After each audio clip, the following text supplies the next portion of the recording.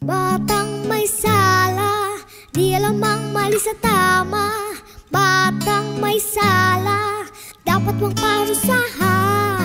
Sabi ng matatanda, masarap ang buhay bata simula pag-gising sa umaga.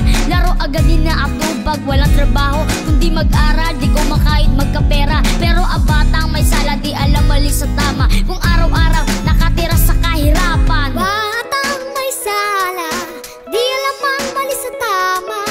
Batang may sala, isip bata, kilos bata, ngunit ang bata kung may sala. Batang may sala, di dapat parusahan.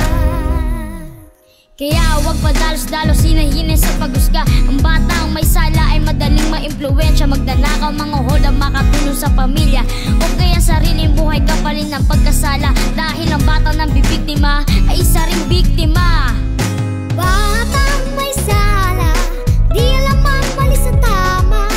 Batang may sala, isip bata, kilos bata, ngunit ang bata kung may sala.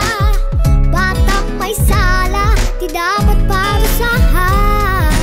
Batang may sala, pag-asa ka rin ng bata.